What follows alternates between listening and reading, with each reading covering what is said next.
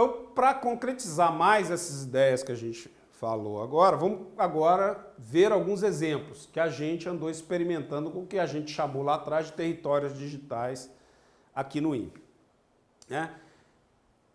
Lá atrás, né, nossos primeiros passos começaram, na verdade, em 97, 98, né, no encontro, como sempre. Se a gente vai tratar desses assuntos, a nossa, como eu disse, o projeto do INPE é um projeto representacional, né, tecnologia. Eu preciso de parceiros que entendam dos processos para a gente trabalhar juntos. Né? Então, Aldaísa Sposati, professora Aldaísa, que é assistente social e, enfim, tem um longo currículo aí de trabalho em São Paulo na área da assistência, também já foi secretária de assistência em São Paulo, é professora da PUC São Paulo, mas ela começou em 95 com uma discussão que havia uma discussão sobre, naquele momento, mais orientada e há alguns anos, pelo que os economistas definiam como pauta na relação de assistência e proteção social, que era determinar linhas de pobreza. Quer dizer, pobreza era definida e mesmo que se algum debate houvesse sobre que a pobreza é multidimensional, no final caía sempre em uma linha de pobreza e uma definição de um valor mínimo de dinheiro, né, de salário, que essa pessoa ou família, na verdade, deveria ter para suprir suas condições materiais. Por mais que o discurso fosse maior, ele chegava em linha de pobreza, defina uma linha de pobreza.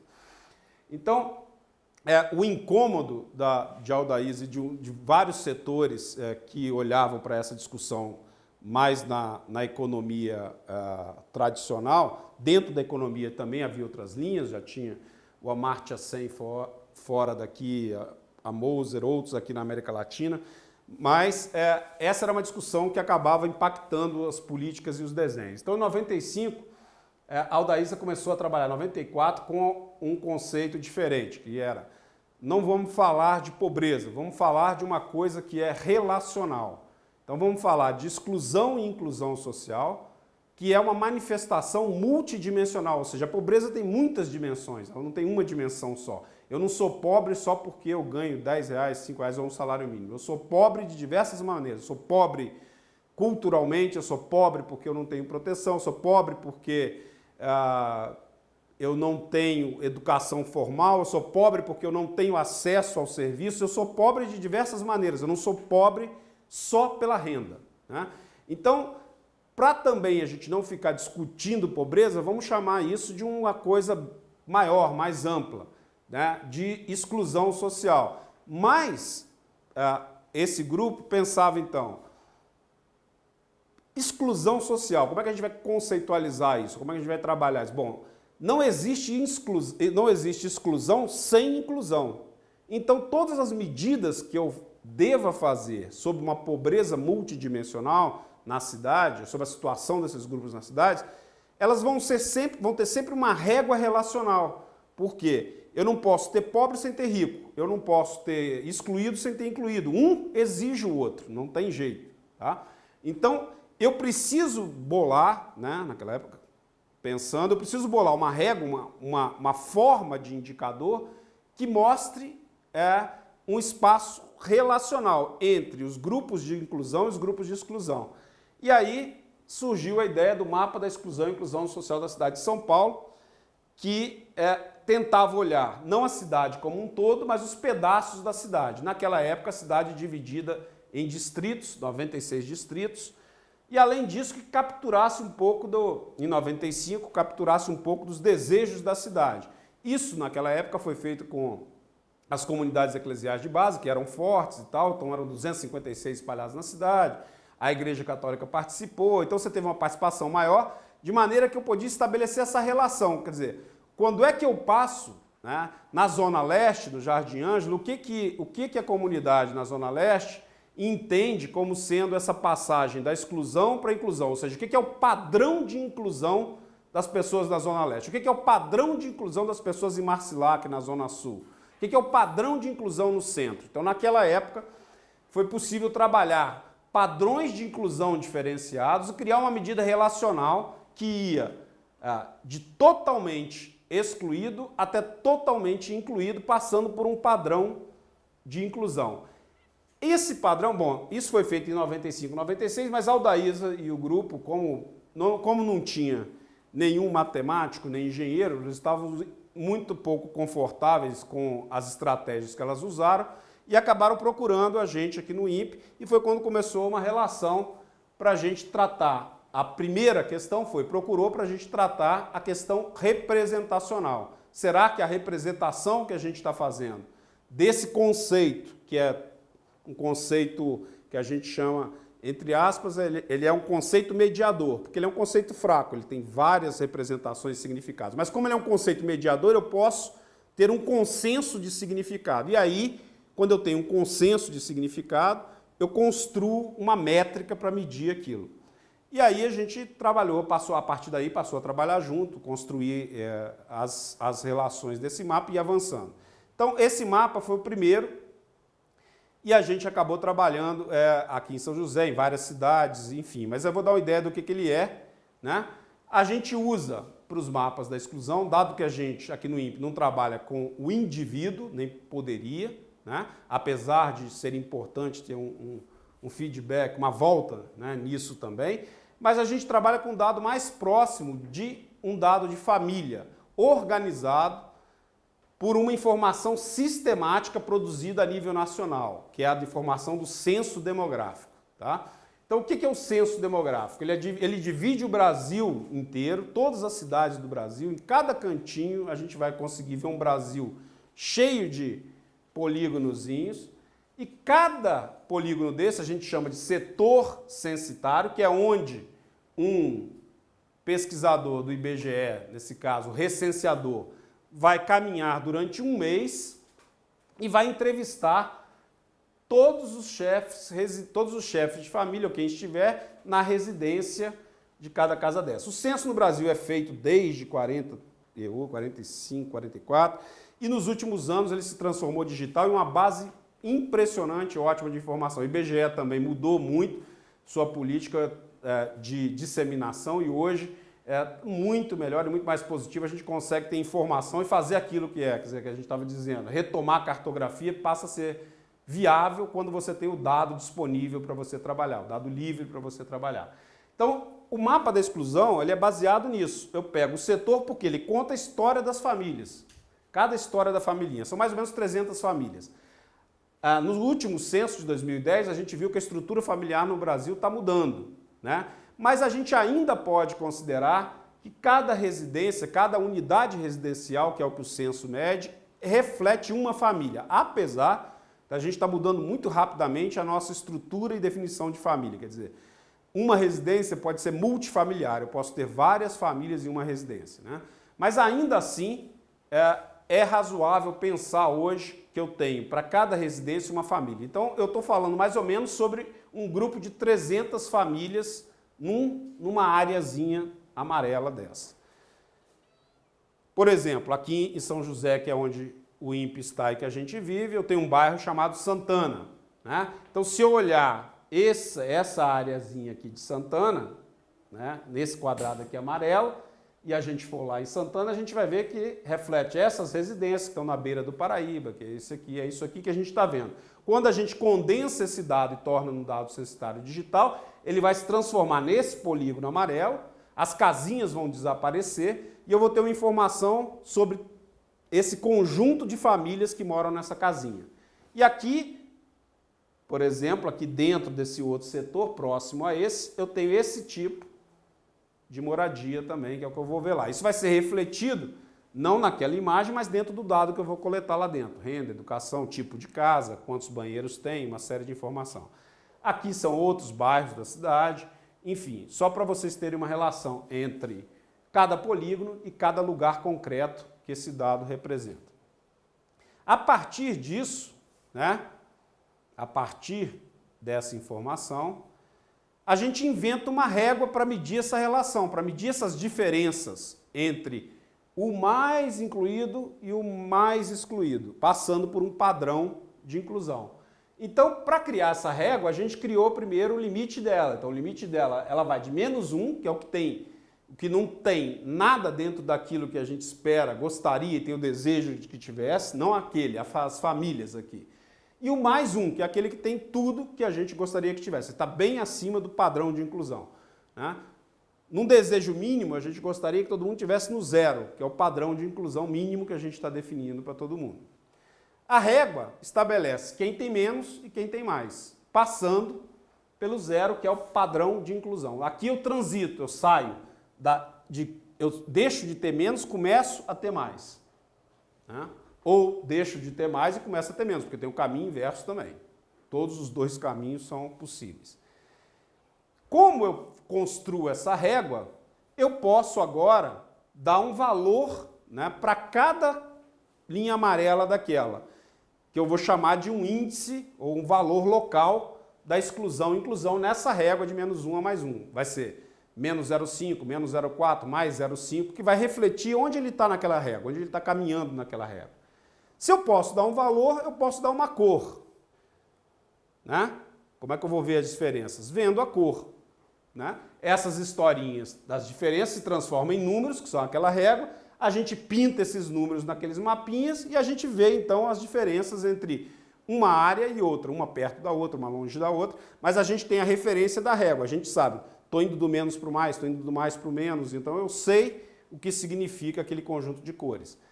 Por exemplo, na dimensão renda, eu posso ir de quem tem menos para quem tem mais, na cidade de São José, esse é o quadro. E as cores significam que eu estou indo menos 1 é o que eu tenho menos tudo e mais 1 é o que tem mais tudo. Nesse caso, menos 1 significa de 0 a meio salário mínimo e mais 1 significa mais de 10 salários, mais de 20 salários mínimos. E assim eu vou construindo as diferenças na cidade. Educação, os anos de estudo e por aí eu vou mostrando a cidade. E vou construindo outros índices, por exemplo, autonomia de renda, e posso ver isso em 91, que teve um censo, em 2000, posso ver em 91 e 2000, e a partir disso eu posso criar uma dinâmica, entender como é que a cidade está mudando nessa dimensão da exclusão, que é a autonomia de renda, que envolve não só a renda, outras coisas. A gente tem o que a gente chama de indicador composto, né? Além da renda, eu vou colocar outros parâmetros aqui, mas não interessa agora. O que interessa é que eu estou vendo a dinâmica entre dois censos, né? 10 anos depois, o que aconteceu com São José. E hoje, em 2010, eu posso ver 10 anos depois o que aconteceu com São José. Mas aí, uma vez que a gente vê isso, surge mais uma pergunta. Qual a pergunta? Né? Será que existia alguma coisa que era mais importante que todas as outras dimensões para poder fazer a pessoa andar naquela régua? Em São José, em 91 e em 2001, nas duas décadas, existia. Isso mudou em 2010, a gente já viu. Mas naquela época existia. E era uma coisa para a cidade inteira, não eram duas coisas. Não era diferente na Zona Sul da Zona Leste ou da Zona Oeste. Era em todas as zonas a mesma coisa. Entre 91 e 2000, né, que foram as datas desse censo, o que construiu as desigualdades de oportunidades, ou seja, aquilo que foi mais forte para fazer com que as famílias não pudessem andar na régua, não passar o zero, foi os anos de estudo, foi a educação, em qualquer lugar da cidade.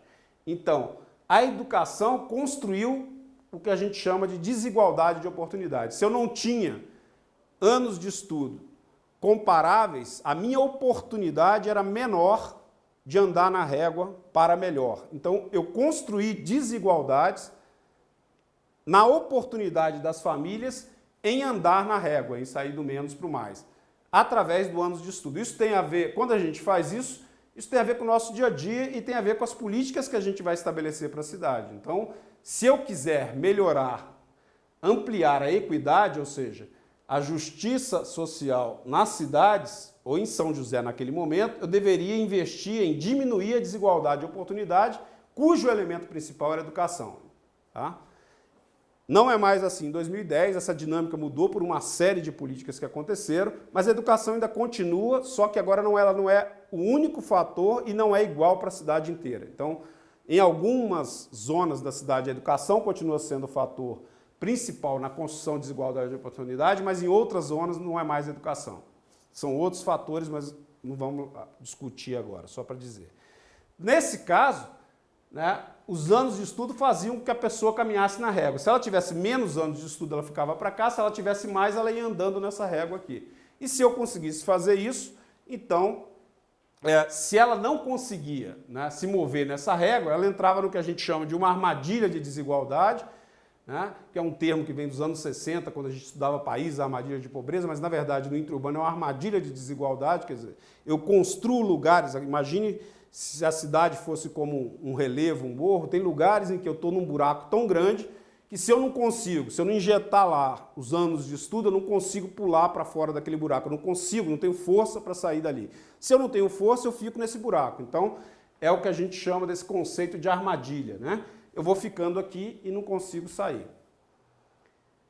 Então, se isso acontece, as pessoas ficam sem oportunidades, essas desigualdades aumentam e eu vou tornando elas cada vez menos conectadas e cada vez mais desiguais. E, portanto, mais desigualdade de oportunidade e menos possibilidade de sair dessa armadilha. Essa aqui é um trabalho de campo no Morro do Regaço, que existia naquela época dessa maneira. Hoje é um pouco diferente, São José, mas é o exemplo de armadilha que a gente está falando, né? Dona Maria tem 7 filhos, dos 7, só 2 estudam, ela não teve estudo também e geracionalmente isso foi passando. Quer dizer, os meninos que conseguiram as melhores oportunidades foram aqueles que continuaram na escola, dos 7, 3. Né? Agora, qual o problema com esse tipo de mapa também? Apesar dele ser relacional, que é uma melhora, ele tem um problema ainda, né? Que é índices e indicadores, mas principalmente esses indicadores simples. Primeiro porque indicador é complexo. Então, o indicador de desemprego, por exemplo, né? As duas coisas que os economistas inventaram. Deus e os indicadores. Os economistas inventaram essas duas coisas, esses dois conceitos importantes. E usam para tudo. São importantes, que indicador é fundamental para a gente fazer coisas. O problema é a gente acreditar demais no indicador. Principalmente os indicadores simples. Porque o indicador é, antes de tudo, uma construção social. Quer dizer, eu participo, né?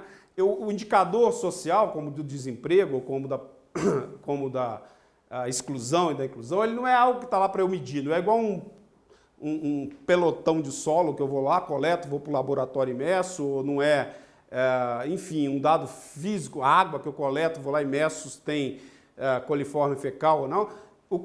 Quando eu vou fazer um indicador de desemprego ou de exclusão, na verdade, eu não meço, ele está lá, eu não vou descrever o que está lá. Quando construo, eu estou participando da construção daquela realidade, daquele objeto. Eu estou transformando aquele objeto exclusão num objeto real. Então, eu estou participando da construção dele com o meu indicador. Eu estou transformando o desemprego no objeto real. O desemprego tem várias facetas, né? Se eu estiver analisando só uma, eu estou transformando. O meu indicador está dizendo aquela faceta e não o desemprego como um todo, né? Não tudo que vem em torno, associado, por exemplo, à questão do desemprego. Isso é importante, né? Porque é isso que leva a uma coisa que a gente tem cada vez mais usado. Os gestores estão muito preocupados sempre em ter uma bala de prata, como se você pudesse, né, matar sempre o seu vampiro ou lobisomem, não sei quem é que morre com bala de prata, mas um dos dois morre, né? Ou os dois. Mas o gestor tem suas razões, porque ele tem a urgência e a necessidade de atender coisas. Tem a razão, essa é a melhor das razões. Tem a razão porque ele quer ser reeleito no próximo pleito, que é só uma questão do poder, mas ele também tem a questão da gestão. É muito complexo. Ele quer sempre uma solução imediata, uma visão imediata de um problema e uma resposta. Só que os problemas são mais complexos do que isso. Então, mesmo que eu não tenha uma complexidade imensa nos meus indicadores, né, que não seja um Boeing exatamente, um painel de Boeing, mas também reduzir a um indicador pode ser um problema para a formulação de política pública, porque eu posso estar formulando a política errada, eu não sei exatamente o que eu estou tratando, porque eu juntei tanta coisa numa só que não faz mais sentido aquilo para a política que eu quero ter. Essa que é a maldição dos indicadores simples. Um exemplo claro disso é essa charge do Enfio, né? O Enfio mostra muito bem e claramente isso, mesmo que ele não trabalhasse com indicadores. Mas se a gente imaginar, do ponto de vista da Madame, o trombadinho é um indicador síntese, né? Quando eu olho para esse caboclo, quando ela olhou para esse caboclo, ele é um trombadinha, é o indicador trombadinha. O indicador trombadinha sintetiza muitas coisas, né? Do ponto de vista do trombadinha, ele não é um trombadinha, ele é 85% analfabeto, 90% abandonado, 14% ser viciado, 60% deficiente de coordenação motora e por aí vai. Ou seja, existe múltiplas dimensões, mesmo que eu queira chamar esse indicador síntese de trombadinha, né? Mesmo que eu queira usar essa denominação, que já é uma construção relativa a essa madame, de trombadinha. Agora, se eu uso só o trombadinha, eu não enxergo exatamente qual a composição de necessidades desse cara aqui. Então, se a gente pensar isso em grupos na cidade ou em lugares da cidade, se eu começo a usar um indicador síntese demais, se ele não é bom e em geral ele acaba não sendo para capturar exatamente o que eu quero, eu vou estar cego, não vou estar enxergando, ou seja, não vou estar dando visibilidade, vou estar transformando em invisível um conjunto de coisas importantes para aquele lugar da cidade, para aquele grupo de pessoas na cidade ou para aquele grupo de famílias. Então, a primeira coisa é que eu preciso mais do que o indicador síntese hoje. Mesmo que eu tenha um indicador síntese, que é sempre bom, eu não posso ficar só nele, eu tenho que olhar a composição dele para eu poder tomar qualquer decisão. Então, eu tenho que começar a pensar não em um painel de indicadores síntese, mas num painel de observações, onde eu tenho vários tipos de representação, onde os indicadores são só uma delas. É só uma delas.